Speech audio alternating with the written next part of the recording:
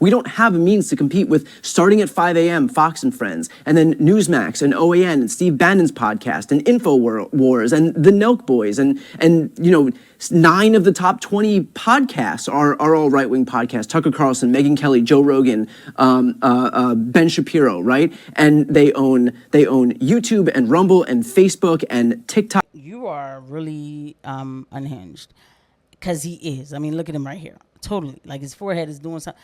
Totally unhinged. I think one thing that's tough though, and this does lend itself to the initial question that I opened the interview with, is that even though we do have the more economically populist agenda, and even though we are running against somebody who is not only a billionaire himself, but has... these people are making me sick, okay? Brian Tyler Cohen goes on an unhinged rant about Joe Rogan, about Megyn Kelly. He's still going on these unhinged rants. And y'all are still lying. You're talking about you guys had the most economically populist plan. Then why did everybody feel it in their pockets? Why is that not, connecting for you guys? How come that doesn't transfer over to the conversation that you're having with yourself in your head? It's ridiculous. Stop talking about we had the least inflation in the whole world. People don't care about inflation in Bangladesh or something. Like, they don't care. The people care about the inflation here and what they felt in their pockets here. If they're paying $10 for eggs, right?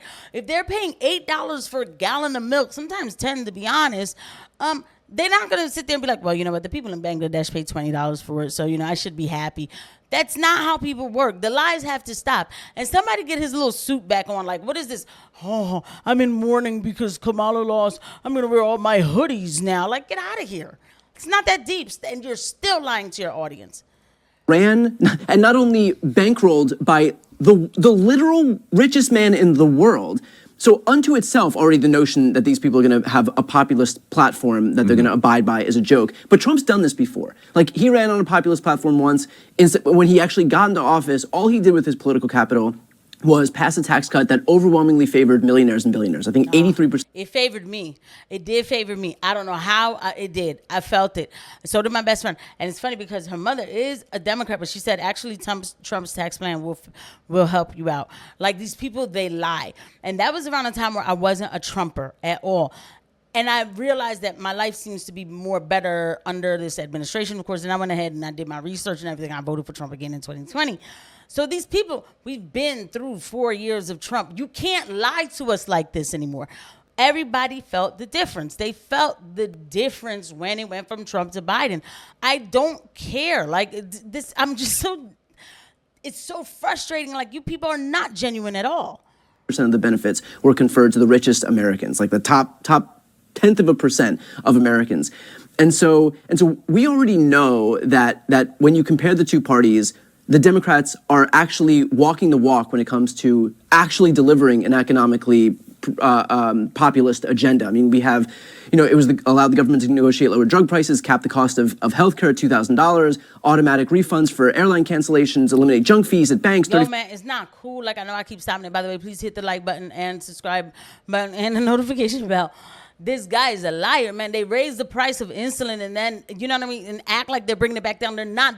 The Inflation Reduction Act will start to come into play around these times or whatever. You're not going to feel any difference, and it's actually going to make it worse. I did a video about this, but it's on my other channel, and I have to go back and look at the video and see the details. It was the worst plan ever. It was. And these people, they continue to lie. $25 insulin, and so you have all these things where they've actually done something versus Trump just giving a tax cut to the richest Americans. So that's on the merits, but that message isn't breaking through. And as far as I think about it, it's just that we don't have a means to compete with the rights messaging distribution system. We don't have a means to compete with starting at 5 a.m. Fox and Friends, and then Newsmax and OAN and Steve Bannon's podcast and InfoWars and the Nelk Boys and 9 of the top 20 podcasts are all right-wing podcasts. Tucker Carlson, Megyn Kelly, Joe Rogan, Ben Shapiro, right? And they own YouTube and Rumble and Facebook and TikTok, and so we don't have the means to. So like, I guess there's the problem isn't. I hope this guy's looking like you are really unhinged, because he is. I mean, look at him right here. Totally. Like, his forehead is doing something totally unhinged. He's got, do better. Mind you, he sits at like 3.4 million or something subscribers, and he's complaining. Do better then. Start up an empire. Start up something like the Daily Wire. Do better. Put out more videos. Do what you need to do. Because right now it sounds like a bunch of complaining. Right now it sounds like you're losing your mind. You're talking they own YouTube. That's not true.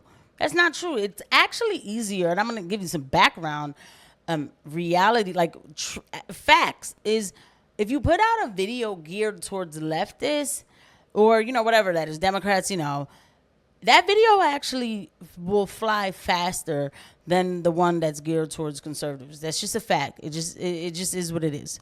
Because you have more people that are more, I think it's a more democratic population in the country. I don't know what it is, but it moves faster than the conservative one. I'm not complaining. I'm not complaining at all, right? I'm just telling you. So I'm just telling you because he's lying. He's lying and he's complaining. Get a grip.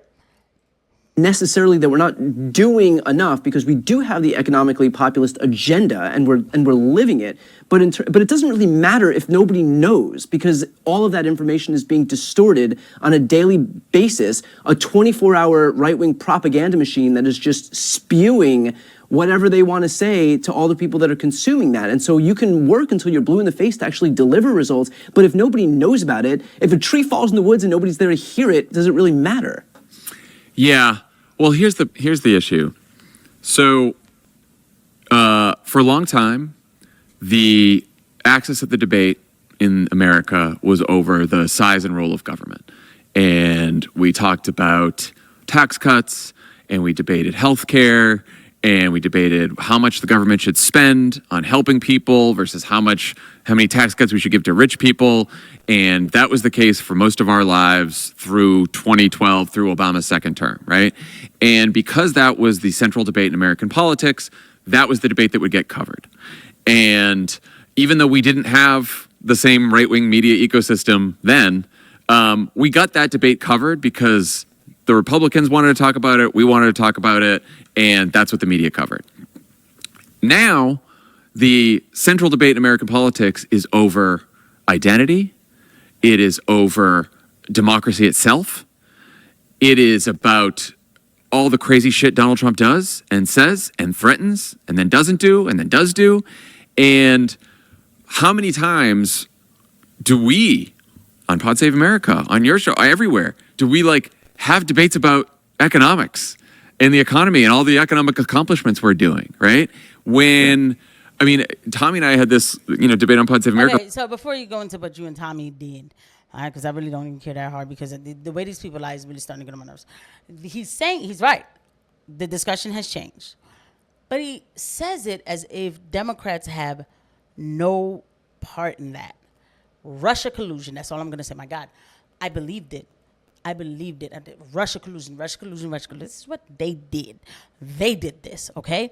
So when Trump became president, CNN, MSNBC, everybody, all the CBS, everybody, boom, boom, boom, boom. Trump did this. Trump put ketchup on the steak. Trump he killed the Kois in North Korea. Trump. Like that's all you heard, and it got to a point where I'm sure the right wing was like, we need to come up with something because everything that they're saying is either exaggerating or not true. I remember watching a Trump press conference where Trump said, if we don't learn history, we'll be doomed to repeat it. And then MSNBC the next day said, Trump told black people if they don't know history, they're going to be slaves again. I promise you that I'm not exaggerating that, okay? So whatever they're complaining about, they did that.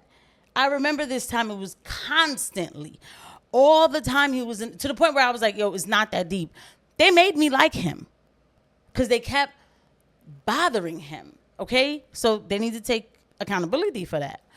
Right before the election, which is, Kamala Harris gets asked at a town hall, hey, John Kelly said that Donald Trump's a fascist. Do you agree? And of course, it's like, well, his own chief of staff said he was a fascist. But she didn't go up there that day and be like, I'm going to do a message of the day, fascist. But she said yes. And everyone's like, oh, now they're talking about fascism. And look, I would prefer an economic message.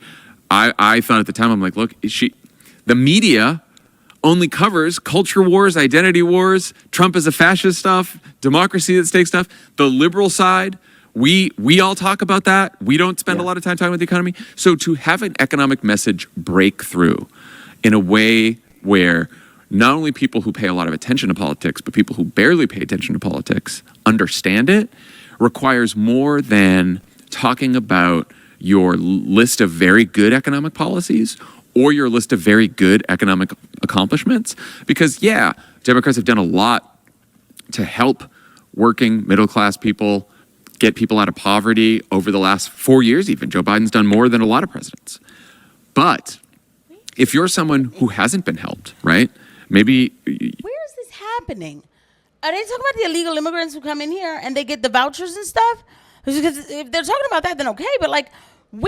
I do not know a single American that's like praising Joe Biden for helping them get out of poverty. The capping insulin doesn't personally affect you, right? Yeah. Maybe you didn't experience the child care tax credit, or you did, and now you're pissed that it expired, and you don't know why it expired. But you're blaming the guy in charge. Yeah, and you blame the person in charge. And so for the people who have not been helped, the people who have experienced hardship over the last year because of inflation, I don't know. Well, we have to have an answer for them on why. If we haven't helped them, then we have to have an answer about why we haven't been able to help them. And that answer, which I think is a good one, which is like, we had a bunch of Republicans standing in the way. They voted against it. But like, that has, before we figure out like a mechanism for getting that message to them, that has to be, we just have to live that every day in a way that's like I'm thinking about Trump's next 4 years, and he's going to do a lot of crazy shit. Some of it's going to be really scary. Some of it could be really scary. Some of it could really hurt people that doesn't have to do with economic stuff. But I'm thinking, okay, everyone who voted for Trump, or a lot of people, they thought, well, I don't like him, but I had more money in my pocket when he was president. Yeah. And so maybe I'll just close my eyes and not pay attention to all. Or maybe they know that they're still alive. Nothing happened to them, and they had a lot more money in their pockets. Maybe they lived the 4 years that y'all told them that they were going to go back in chains. How about that? And got people saying that today. They're like, that's going to happen now all of a sudden. Again, maybe they lived the 4 years where, they didn't have any real big wars or anything like that. And I'm not trying to say Trump is perfect. Y'all already know. I'm not saying that. But the exaggeration on the left, and then these people are so fake too, because there's other things they really could get Trump on some good stuff. There's a reason why they won't touch it. Whatever. Y'all already know how I feel about the Israel lobby. I mean, this is not anything new. You guys already know, right? I don't think that there should be any foreign nation that's controlling anybody or however, whatever. But anyway, coming back to it. But y'all go so far with it and say it's going to be dangerous and people are going to get hurt. You know what that sounds like to somebody? That means the person's going to think like, oh, my God, they're going to bring spears out of me. It has to stop. And this notion of like, having this little potty face or whatever, but puppy dog eyes and whatever you think you're doing, is annoying to look at.